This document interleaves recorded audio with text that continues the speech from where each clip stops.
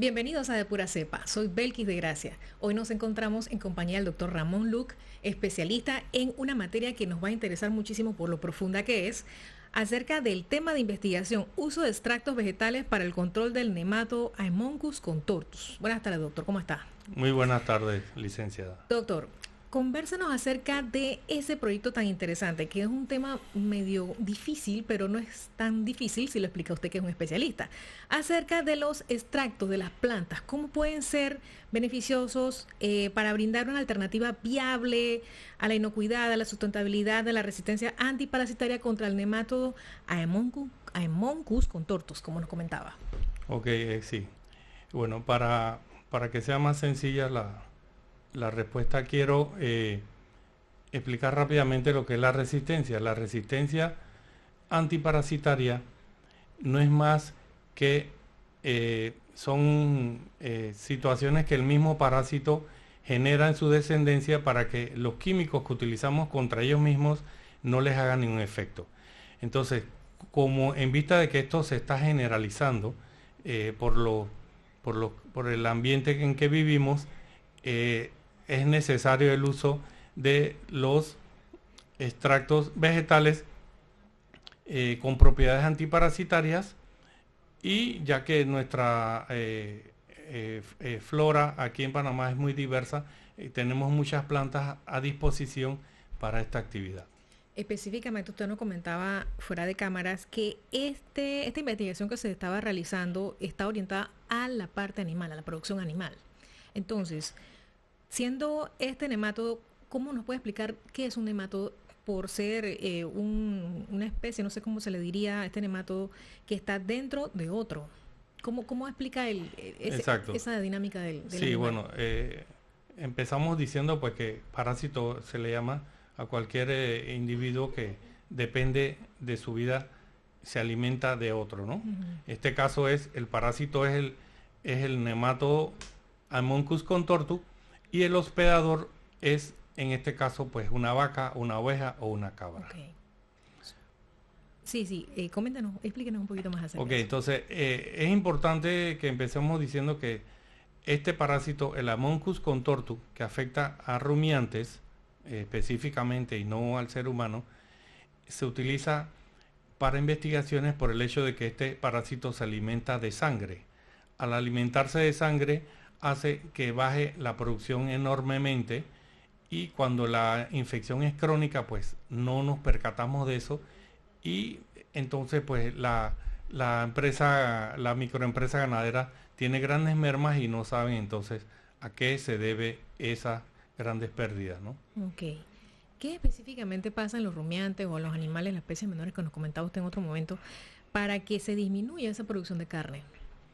Sí, por lo menos, como lo acabo de mencionar, el parásito Haemonchus contortus, un parásito hematófago, netamente se alimenta de la sangre del animal, y además de la sangre, al introducirse en la mucosa del abomazo de estos animales, también provoca lesiones que produce sangrado, y también hay mucha pérdida de sangre, no solamente del consumo de él, sino también de las lesiones que provoca a nivel interno. Okay. Entonces esto hace que por más comida, más alimento, más forraje, más concentrado que se le da a los rumiantes, el animal siempre va a tener un grado de anemia que no le va a permitir desarrollar su potencial genético. Ya veo, y disminuye entonces la producción de carne.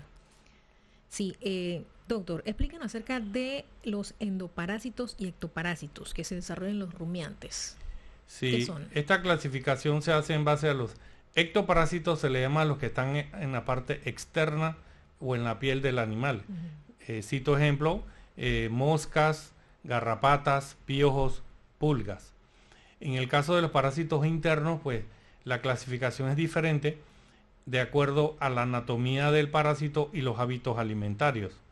En el caso específico del Haemonchus contortus, está clasificado como de los parásitos redondos por su anatomía y por su forma de alimentarse, que es en este caso hematófaga, y que se circunscribe específicamente en el abomazo del animal. Esto nos sirve para hacer un diagnóstico diferencial cuando se nos muere un animal. Ya sabemos que el parásito que encontremos en el abomazo será Haemonchus y no será perdón, y no lo encontramos en otra área anatómica del rumiante. Perfecto, doctor. ¿Usted cree que el clima puede afectar negativamente las áreas donde se encuentran este tipo de animales? Es decir, estos parásitos que están afectando a los animales, el clima, la variabilidad climática o el cambio dramático de temperaturas, ¿afecta el crecimiento, la disminución? ¿Cómo es esa parte de la afectación a los animales? Ok. Estos parásitos definitivamente que necesitan unas condiciones de humedad y temperatura altas. Panamá cumple con ese requisito, 90% humedad y la temperatura es altísima, hace que sea un ambiente propicio para que se desarrolle estos animales. Definitivamente, por el cambio climático, como usted lo menciona, se ha ido exacerbando de problemas a otras áreas. Este parásito estaba circunscrito anteriormente a las áreas tropicales y ha ido aumentando hacia otras áreas, climas templados, debido precisamente a la variabilidad climática. Ha ido avanzando entonces. Sí, ha ido tomando terreno dentro de las actividades pecuarias. Tristemente. ¿Y por qué se reducen estos de forma directa o indirecta en la sostenibilidad de la seguridad alimentaria? Es correcto, sí. Por lo menos el caso de los pequeños y medianos productores son los más afectados en esta, por decir, en esta enfermedad parasitaria, ya que utilizan los antihelmínticos que se venden en el mercado en una forma indiscriminada. Y el mayor problema es que no pesan los animales, se subdosifica el animal y entonces eso hace que los parásitos crean resistencia contra ese químico que se le aplica al animal. ¿Ve? Por ejemplo, en el caso de los antiparasitarios inyectables, las dosis para ovinos y caprinos es totalmente diferente para los ovinos, para los vacunos. Entonces, a veces cometemos ese error de que la dosis de la oveja o la cabra se toma como igual y realmente no es así. Es diferente. Entonces, ese tipo de información, que es algo sencillo, es importante que el micro y pequeño productor conozca para que esa pequeña producción sea rentable y no emigre entonces del campo a la ciudad. Así mismo, doctor. ¿Y el Haemonchus contortus afecta al ser humano? No, afortunadamente es un parásito netamente del abomazo de los rumiantes y pues por las condiciones ambientales imperantes dentro del abomazo es lo que permite que ese parásito nematodo endoparásito prospere en el rumen de los rumiantes. ¿Y qué es el rumen? ¿Perdón? Para los que no sabemos qué es el rumen. Ok, los rumiantes, válgase la redundancia, los rumiantes practican la rumia. ¿Y qué es la rumia? Pues la rumia, bueno, antes de hablar de la rumia es importante que se difunda de que los rumiantes, como el caso de las vacas, las ovejas o las cabras, que son animales domésticos que estamos en producción, poseen 4 compartimientos de su estómago. Entonces, eso hace que ellos puedan digerir toda esta gama de pastos y forrajes que hay en nuestras fincas. Entonces, la rumia, la palabra rumiante viene de la rumia, que no es más que regurgitan las partes gruesas que han ingerido inicialmente, la vuelven a pasar a la boca para ser masticadas y disminuir el tamaño de la partícula para que las bacterias ruminales, bacterias que desdoblan toda la hierba que se consume el rumiante, puedan entonces ser transformadas a unos gases que finalmente se van a transformar a proteína. Ya veo, eso es todo un proceso. Sí, los rumiantes son unas máquinas de hacer comida para la gente. Así es. Ok, bueno, vamos a hacer una pequeña pausa, vamos a un cambio comercial y ya volvemos. Pronto regresamos con De Pura Cepa.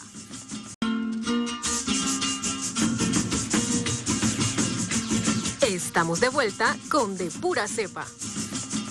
De vuelta con De Pura Cepa nos encontramos con el doctor Ramón Luc. Doctor, amplíenos acerca de eso que nos estaba hablando sobre las afectaciones que ocasionan el Haemonchus contortus. Sí, bueno, este es un parásito que se reproduce, pero es de forma alarmante. una sola hembra ovoposita entre 5.000 a 10.000 huevos. Entonces eso hace que ese animal sea, así mismo como se reproduce, así mismo su genética permite que pueda modificarse y su descendencia puedan tener resistencia a los antiparasitarios que estamos usando actualmente. De ahí surge esta investigación de que tenemos que recurrir a los extractos de plantas, que no es más un concentrado de los metabolitos secundarios que tienen las plantas. Metabolitos secundarios son unos componentes que tienen las plantas que utilizan ellas para su defensa ante herbívoros. Por ejemplo, cuando usted parte por mitad una hoja de cilantro, despide un olor característico. Esos son los metabolitos de esa planta que utiliza como defensa para que insectos y demás herbívoros no sean predados por estos animales. Entonces, esos metabolitos los estamos utilizando en beneficio de la producción de alimentos, dándoselos a los animales como antiparasitarios. Entonces, así, a grosso modo, ese es lo interesante, lo importante de este estudio, que en un futuro no muy lejano lo vamos a brindar a los micros y pequeños productores de Panamá para que disminuyan en su producción el uso de químicos y la carne y leche que produzcan sea de manera inocua y no afecte la salud humana por ingerir estos alimentos. Muy importante esa investigación, doctor. Si se dan las afectaciones en grandes amplitudes de pastizales, por ejemplo acá en la región latinoamericana, para ganado, ovejas y cabras, ¿cómo se puede disminuir por parte del pequeño y mediano productor esas afectaciones? ¿Qué tiene que hacer el productor?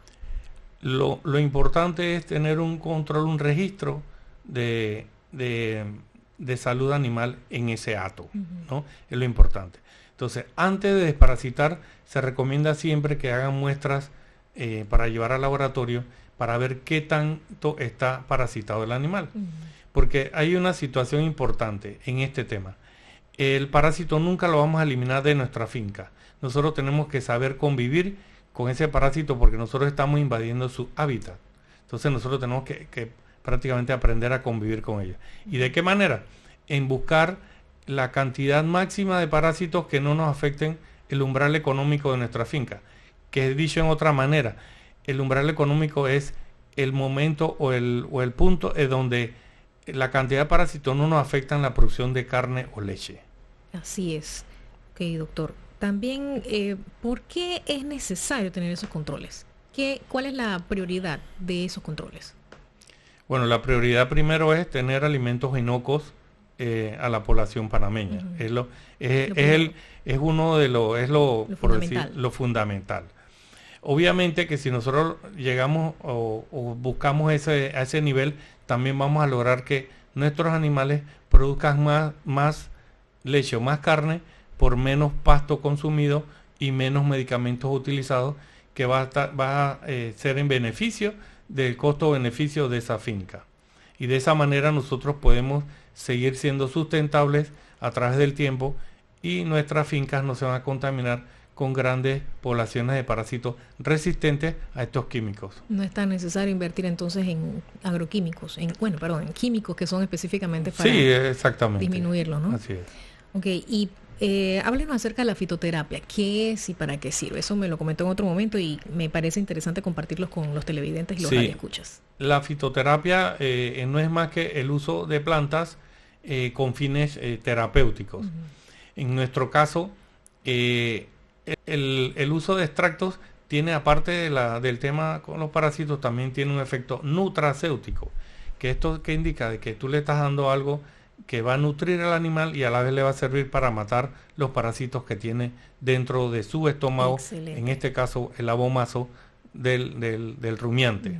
Entonces, esto es la importancia de esto, porque nosotros, o qué se le va a recomendar al pequeño y mediano productor, que en vez de sembrar cualquiera planta en su predio, siembre plantas que le puedan servir como fitoterapia o nutracéutico para beneficio de sus animales y de su economía, ¿no? ¿Cuáles serían algunas de esas que nos pudiera mencionar? Bueno, hay un montón que están en estudio y no quisiera todavía, no es nada oculto, pero hay algunas como por ejemplo el cedrón, que se da mucho en el trópico panameño, que ya se han estudiado mucho, tienen muchas propiedades medicinales para humanos y que hay pocos estudios en Panamá en relación a la medicina veterinaria, ¿no?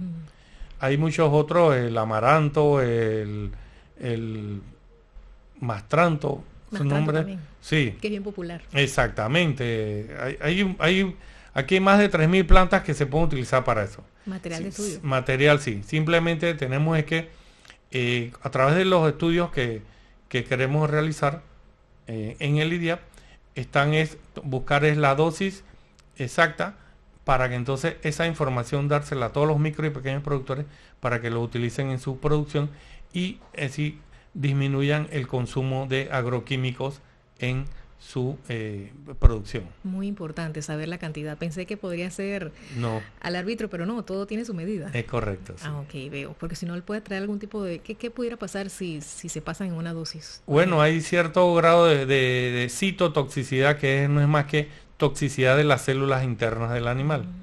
Por eso que en todos estos trabajos, después que se logra identificar las plantas con efecto antiparasitario, también es importante hacer un examen sobre cuál es la máxima cantidad que se le puede aplicar al animal sin que le cause daño a las células o al organismo de ese animal. Correcto. Usted mencionaba en el bloque anterior los antihelmínticos vegetales. Antihelmínticos. ¿Qué es eso? Bueno, el antihelmíntico vegetal es lo que estamos hablando, que sería el uso de extractos, sería en un extracto vegetal con efecto antiparasitario sería un antihelmíntico vegetal, porque es un antiparasitario, o sea, antilombrices de los animalitos estos que afectan la producción. Y por ende, si están ellos sanos, entonces no transmiten ningún tipo de afectación al ser humano, ¿cierto? Sí, en una forma indirecta, porque un animal que está parasitado, por en el caso de Camonchus contortus, él va a estar anémico y va a tener la inmunidad muy baja, las defensas, y entonces es presa de cualquier enfermedad. Y si el animal está enfermo, no es apto para consumo humano, porque va a tener problemas de fiebre, va a tener problemas de bacterias en sangre, que es septicemia. Entonces eso puede ser, le puede causar daño a la salud, o le puede causar un daño a la persona que ingiere esas carnes. Por eso es importante consumir todo este tipo de productos de una planta que esté clasificada o que esté regida por la autoridad competente, ¿no? Y buscar asesoría sobre el tema también. Así es. Para medianos y pequeños productores. Doctor, ¿en qué área del país de pronto se está llevando un poquito más la investigación con extractos de plantas en Panamá?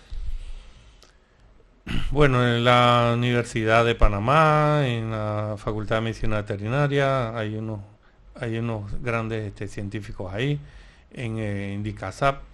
Claro, están utilizando las plantas para uso medicinal, o sea, para uso humano, ¿no? En medicina veterinaria, como les comenté, el tema, a pesar de que no es nuevo, aquí en Panamá todavía estamos en los pininos en ese tema, ¿no? Incipiente. Así es. Un buen tema también para que otros colegas estudiantes se inclinen por eso, ¿verdad? Sí, ojalá que más personas se involucren en esto, porque este es un tema totalmente intermultidisciplinario que implica ingenieros agrónomos, biólogos, químicos, médicos veterinarios, porque en este tema está involucrado muchas cosas, ¿no? El tema de las plantas, el tema del químico, de los fitoquímicos, para saber qué compuestos benéficos tiene esa planta en contra de los parásitos, en contra de las lombrices. La dosificación, ya soy el médico veterinario, las pruebas de laboratorio para ver, primero se ensaya in vitro, o sea, primero en laboratorio y después se hace en vivo, para que la dosis sea la correcta y hacer pruebas. Entonces eso implica un grupo intermultidisciplinario. Muy bien, muy interesante. Hay bastante campo para los chicos que están estudiando agronomía, agronomía, decía usted también. Agronomía o medicina, sí, exacto. Perfecto. Háblenos acerca un poquito de estas especies, este Haemonchus, se me olvida el nombre, Haemonchus contortus, que afecta tanto a las abejas, las cabras y el ganado. Específicamente esta especie, este nematodo, que como usted muy bien decía, es un Es una especie que afecta grandemente al ganado y a las ovejas y cabras. ¿Cómo, a nivel de la región, cómo ha sido su investigación en alianzas con otras organizaciones, otras entidades, otros países? ¿Cómo ha estado de repente vinculado con otras áreas regionales en Latinoamérica sobre este estudio? Sí, por ejemplo, en el caso, yo estuve en el Instituto Nacional de Investigación Pecuaria y Agrícola de México, INIFAP. Ellos están haciendo ya un diagnóstico molecular de este parásito, porque por lo menos con este diagnóstico molecular ellos pueden detectar de dónde vino ese parásito y de qué país pertenece. Entonces esto es bien interesante en nuestro país, ya que se está importando grandes genéticas, tanto de especies mayores como especies menores, y pues lastimosamente pues dentro de los requisitos no se contempla el tema de parásitos resistentes.